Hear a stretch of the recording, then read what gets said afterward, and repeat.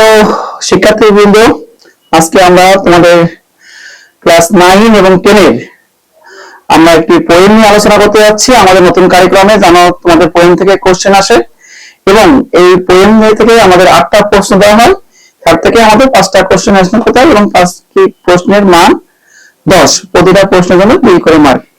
এখন আমরা সবাই জানি এই পোয়েমগুলো যদি ঠিকমতো আমরা অর্থ না বুঝি, এর সারমর্ম সারাংশ ভালোভাবে না বুঝতে পারি, তাহলে আসলে আমরা পোয়েমের এই প্রশ্নগুলো ঠিকমতো অ্যান্সার করতে পারি না। Roots on a sunny evening, এটি রবার্ট ফ্রস্টের একটি অনেক সুন্দর একটি কবিতা, যেটা 19 এর নতুন ইংলিশ ফার্স্ট পেপার বইতে এটি অন্তর্ভুক্ত হয়েছে।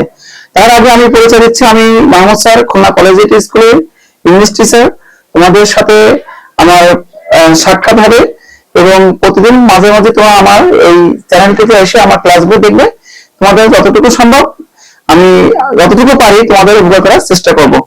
আজকে রবার্ট ফ্রস্ট যে কবিতা লিখেছেন, stopping by woods on a sunny evening, whose woods this are I think I no.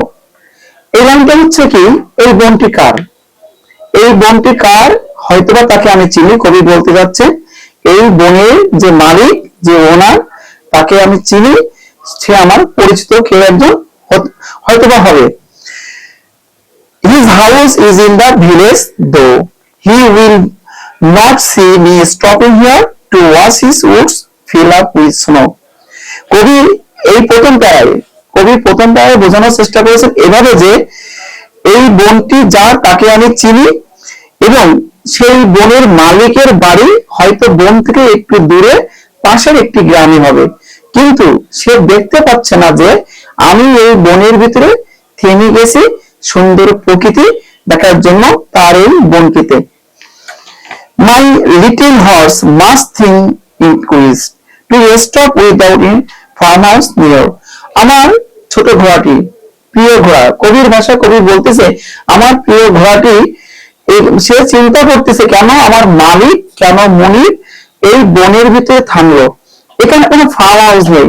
কারণ আমরা জানি ঘোড়া মালিক সবসময় ফার্ম হাউস দেখে তার বিশ্রাম নেওয়ার জন্য বিরতি নেন, কিন্তু কেন এখানে ফার্ম হাউস ছাড়া আমার মালিক থামলো। কবি এখানে এটাই বুঝতে পেরেছেন যে আসলে আমি এখানে কোনো প্রকৃতির প্রেমে, আমি এখানে প্রকৃতির টানে থেমে গেছি, কোনো বিশ্রাম নেওয়ার জন্য নয়, কোনো আনন্দ উপভোগ করার জন্যই just থেমেছি। Between the woods and frozen lake, my little horse must think it queer to stop without a farmhouse near. Between the woods and frozen lake, the darkest evening of the year. কবি যখন এই বনটিতে থেমেছিল তখন ছিল বছরের সব থেকে অন্ধকারময় একটি দীর্ঘতম রাতের সেই সময়টা ছিল, এবং বনের প্রকৃতি ছিল এমন ফ্রোজেন, বরফগুলো যখন তুষারগুলো পড়তেছিল তখন চারিদিকে নিস্তব্ধতা এবং লেকের পানিগুলো অনেক ঠান্ডা এবং অনেক একটি নরম, একটি মসৃণ পরিবেশ। কবি এই প্রকৃতির প্রেমে পড়ে এই জঙ্গলের ভিতরে, এই বনের ভিতরে কিছু সময়ের জন্য থেমে গিয়েছিল এবং চারিদিকের পরিবেশ ছিল এতটাই সুন্দর যে কবি ভুলেই গিয়েছিল যে এখানে আমার থামার কথা নয়, আমাকে যেতে হবে অনেক দূরে। He gives the harness bells a shake to us if there is some mistake. The only other sounds the sweep of easy wind and downy flake. তখন তার প্রিয় ঘোড়া তার মনিরকে বোঝানোর চেষ্টা করেছিল এরকম যে এখানে কোনো ফার্ম হাউস ছাড়া আমার মালিক থেমে গেল, আমার মালিক তো প্রকৃতির প্রেমে নিজেকে হারিয়ে ফেললো। এখন আমরা তো এখানে থামার কথা নয়, আমাদের যেতে হবে অনেক দূরে, আমাদের একটি গন্তব্য স্থান আছে। সেক্ষেত্রে তার প্রিয় ঘোড়াটি কি করলো, তার ঘোড়ায় যে গলায় বাঁধা যে ঘন্টাটি ছিল সেই ঘন্টাটি সে ঝাঁকুনি দিয়েছিল যে মালিকের জন্য তার চৈতন্য, তার যে জ্ঞান বা হুঁশ ফিরে আসে, কারণ মালিক তো এই প্রকৃতির প্রেমে পড়ে গেছে, সে বুঝতে পেরেছিল। তখন এই ঘন্টা বাজেছিল, তখন মালিক কিন্তু তার জ্ঞান ফিরে এসেছিল যে আসলে আমি কোথায় থেমে আছি, অনেক সন্ধ্যা ঘুমিয়ে আসছে, যে আমাদের যেতে হবে আসলে অনেক দূরে। সর্বশেষ যে প্যারাটা আছে সেই প্যারাটা আমি একটু বলি। The woods are lovely, dark and deep, but I have promised to keep, and miles to go before I sleep, and miles to go before I sleep. সর্বশেষ প্যারার আলোচনা আছে এরকম, এই বনটি চমৎকার একটি সুন্দর বন, আমরা আগেও বলেছি, এবং এই বনটি অনেক গভীর, অনেক দীর্ঘ।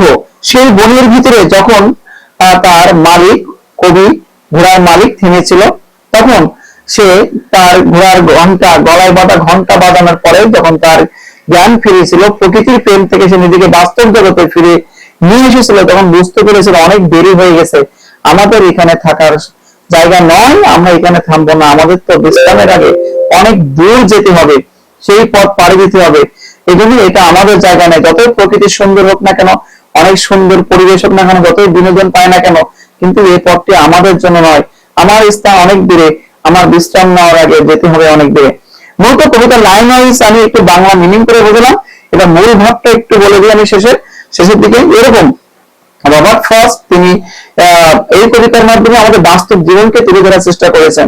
আমাদের বাস্তব জীবনে চলার পথে আসলে অনেক আনন্দ, অনেক খুশি, অনেক সুন্দর মুহূর্ত আমাদের জীবনে আসে, কিন্তু আমরা যদি এই সুন্দর মুহূর্তগুলো নিয়ে সবসময় দীর্ঘ সময়, দীর্ঘ দিন পড়ে থাকি, তাহলে আমাদের যে গন্তব্য, আমাদের যে ভবিষ্যতে যে আমাদের ক্যারিয়ার, আমাদের একটি জায়গায় পৌঁছাতে হবে, আমাদের লেখাপড়া শিখে একটি চাকরি, একটি সুন্দর ভবিষ্যৎ আমাদের জন্য অপেক্ষা করতেছে, সেই জায়গায় আমরা পৌঁছাতে পারবো না, আমাদের বাধাগ্রস্ত হব। তার জন্য কবি সুন্দর প্রকৃতির মাঝে নিজেকে হারিয়ে ফেললেও সে যখন তার জ্ঞান ফিরে আসে, সে তখন বুঝতে পেরেছিল যতই প্রকৃতি অনেক সুন্দর হোক না কেন, জায়গাটা অনেক সুন্দর হোক না কেন, কিন্তু গন্তব্য তো আমার এই জায়গায় নয়, আমাকে যেতে হবে অনেক দূরে। তিনি মানুষের জীবনে কে কবি মিলানোর চেষ্টা করেছেন এইভাবেই।